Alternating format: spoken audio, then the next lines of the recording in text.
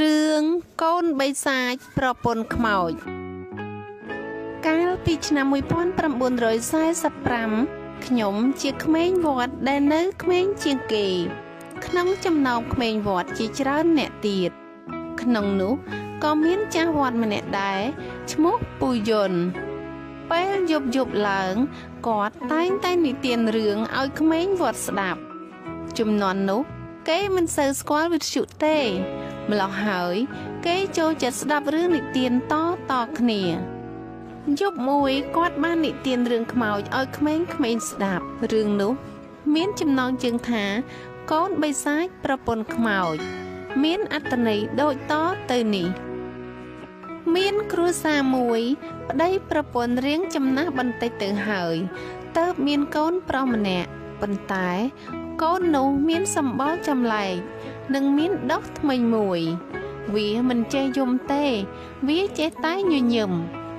ដោយគាត់ពុំដែលមានកូនសោះពួកគាត់ស្រឡាញ់កូននេះណាស់ថ្មីបើវាមានមុខអាក្រក់ខុសគេក៏ដោយគាត់ក្រីក្រផងដោយកូនមិនចេះយំផងដោយវាបៅមួយថ្ងៃម្ដងផងគាត់ក៏ដាក់វាចោលនៅខ្ទមម្នាក់ឯងរួចហើយគាត់នាំគ្នាទៅធ្វើស្រែចម្ការតាំងពីព្រលឹមដល់ល្ងាចទៅត្រឡប់មកផ្ទះវិញពួកគាត់តែងតែធ្វើរបៀបនេះជារៀងរាល់ថ្ងៃក្រោយមកជិត1ឆ្នាំថ្ងៃមួយពេលគាត់ត្រឡប់មកដល់ខ្ទមវិញគាត់សង្កេតឃើញអ្វីៗនៅក្នុងខ្ទមរាយប៉ាយអត់សណ្ដាប់ធ្នាប់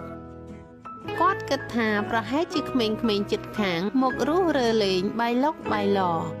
លុះថ្ងៃក្រោយមកពេលមកដល់ផ្ទះគាត់គ្មានឃើញអ្វីប្លែកទៀតទេប្រពន្ធក៏ចាប់ដាំបាយគាត់ក៏ស្រែកបែបភ្ញាក់ផ្អើលឡើងថាម្ចាស់ថ្លៃអើយអង្គកន្លះកូនពីងមិនក៏អស់រលីងគ្មានសល់មួយគ្រាប់សោះរួចគាត់បើកពីងប្រហុកអំបិលក៏ឃើញអស់ដូចគ្នាគាត់ឈរឆ្ងល់ស្រឡំកាំងងាកមើលទៅកូនដេកញញឹមតាមទម្លាប់របស់វាតាយាយគិតគ្នាថាយើងទិញអង្ករអំបិលប្រហុកដាក់ពីងដូចមុនរួចយើងចាំលបមើលតើអ្នកណាចូលមកលួចលុះស្អែកឡើងតាយាយរៀបចំតាមគំនិតគិតទុករួចនាំគ្នាលបចាំមើលពុទ្ធោស្រាប់តែឃើញអាកូនធ្មេញមួយនោះលៀនអណ្ដាតកាវយកអង្ករអំបិលប្រហុកស៊ីអស់រលីងតានឹងយាយភ្ញាក់ស្រឡាំងកាំងភ័យញ័រខ្លួនចំប្រប់គាត់ក៏នាំគ្នារត់ទៅផ្ទះអាចារ្យរុះលុះគាត់ប្រាប់រឿងរ៉ាវនេះដល់អាចារ្យរុះសពគ្រប់ហើយអាចារ្យរុះប្រាប់វិញថាមិនល្អទេត្រូវកំចាត់វាចោលភ្លាមវាគឺជាកូនបិសាចទុកយូរបន្តិចទៀតនឹងមានអន្តរាយដល់យើងគ្រប់គ្នាមិនខានឡើយលុះពីគ្រោះគ្នារួចហើយអ្នកស្រុកនាំគ្នាដុតខ្ទមនោះចោលពេលខ្ទមកំពុងឆេះសន្ធោសន្ធៅមានផ្សែងខ្មៅគួចឡើងលើស្រាប់តែលេចចេញក្មេងបិសាចនោះហោះឡើងលើរួចស្រែកថាស្ដាយណាស់នៅចាំតែ7ថ្ងៃទៀតយើងនឹងស៊ីតាយាយឲ្យខ្ទេចចាប់តាំងពីថ្ងៃនោះមកយាយចាប់ឈឺរហូតលុះគ្រប់7ថ្ងៃគាត់ក៏ស្លាប់ទៅឯតាក៏ទៅសង់ខ្ទមនៅក្បែរព្រៃជើងភ្នំឆ្ងាយដាច់ស្រយាលពីគេប្រហែល3គីឡូម៉ែត្រពីវត្តថ្ងៃមួយត្រឡប់ពីកាប់អស់លក់វិញស្រាប់តែតាឃើញនារីស្រស់ស្អាតម្នាក់មានសម្បុរសស្អាតកំពុងតែអង្គុយយំក្បែរខ្ទមគាត់ពេលនោះតាបានសួរនាងថានាងតើនាងមកពីណាទៅណាហេតុអីបានជាមកអង្គុយយំនៅទីនេះពេលនោះនារីម្នាក់នោះបានឆ្លើយតបវិញថាខ្ញុំគ្មានឪពុកម្ដាយទេហើយខ្ញុំវង្វេងផ្លូវទៅមកដល់ទីនេះបើមិនយល់ទាស់ទេសូមលោកពូជួយឲ្យខ្ញុំស្នាក់នៅទីនេះបណ្ដោះអាសន្នសិនផងអូបានកុំព្រួយបារម្ភអីនាងនៅទីនេះរហូតក៏បានដែរជារៀងរាល់ថ្ងៃពេលតាមកដល់ខ្ទមវិញបាយទឹកតែងតែឆ្អិនស្រាប់នាងផ្គាប់តាគ្មានឲ្យខ្នើសចិត្តឡើយ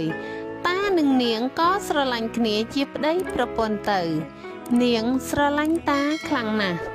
រាល់ថ្ងៃនាងតែងតែរែកទឹកពុះអស់រៀបចំបាយទឹកជុំវិញខ្ទមនាងបោសសម្អាតស្អាតជានិច្ចពេលតាលីអស់មកដល់ខ្ទមនាងតែងតែចេញមកទទួលនិងជួយដាក់អស់ពីលើស្មាតាពេលមួយថ្ងៃចិត្តត្រង់ទៅហើយតាត្រឡប់ពីកាប់អស់វិញមកដល់ចិត្តខ្ទមស្រាប់តែឃើញខ្ទមយល់យកតាឆ្ងល់ណាស់ហើយគិតថាយីមិនក៏ខ្ទមអីយល់យ៉ាងនេះបើអត់មានខ្យល់ផងនោះលុះតាដើរមកដល់ក្បែរខ្ទមនោះក៏លែងយល់យកតានឹកឃើញថាប្រហែលជាគាត់ព្រិលភ្នែកមើលច្រឡំទេដឹងព្រោះតាដើរហាលថ្ងៃក្តៅខ្លាំងស្អែកឡើងពេលត្រឡប់មកដល់ខ្ទមស្រាប់តែឃើញខ្ទមយល់ម្ដងទៀតតាឆ្ងល់ជាខ្លាំងម្ដងនេះដូចជាមិនព្រិលភ្នែកទេតាលបមើលក៏ឃើញប្រពន្ធគាត់អង្គុយអេះក្បាលស្អេកស្កះដូចឆ្កែអេះពេលនាងអេះបានចៃស្រាប់តែយកមកពមខ្មោបតាមិនទុកចិត្តភ្នែកក៏ញីភ្នែក2 3 ដងលុះតាបើកភ្នែកឡើងវិញប្រពន្ធក៏ឈប់អេះទៅ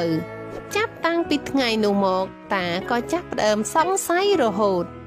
ក្រោយមកទៀតមានថ្ងៃមួយតាមិនទៅរកអស់ទេគាត់ធ្វើពុតជាឈឺប្រពន្ធតាដាំបបរឯតាចុះទៅងូតទឹកត្រពាំងឯក្រោយខ្ទមស្រាប់តែមានហេតុចម្លែកយ៉ាងអស្ចារ្យបានកើតឡើងភ្លេត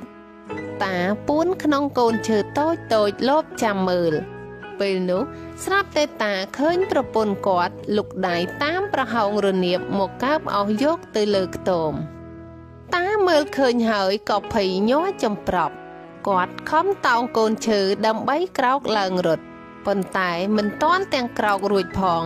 គាត់ឮសូរវែកដែកធ្លាក់ឆាំងមកលើដីទៀតតាចាំមើលមានអីកើតឡើងប្រពន្ធតាលៀនអណ្ដាតប្រហែល3 ម៉ែត្រមកកាវយកវែកនោះម្ដងនេះតាភ័យបាសសក់ជ្រងស្ទើរគ្មានព្រលឹងក្នុងខ្លួនតាស្លុតពេកក្រោកមិនរួចហាក់ដូចមានអ្វីមកសង្កត់ជាប់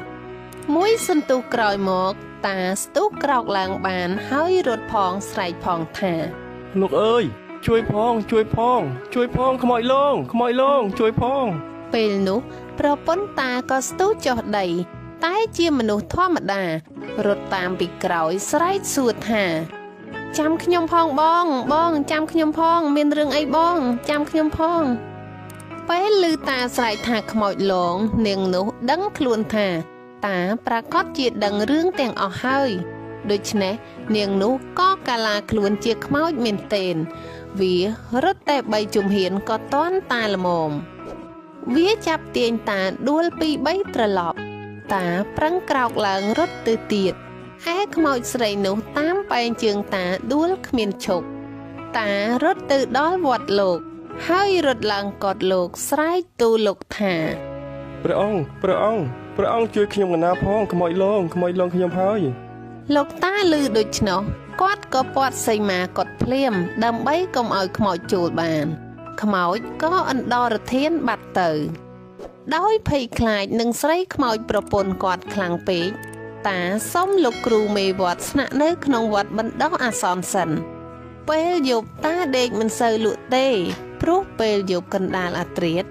គាត់ឮសូរសំឡេងស្រែកហៅពីក្រោយល្វើយថា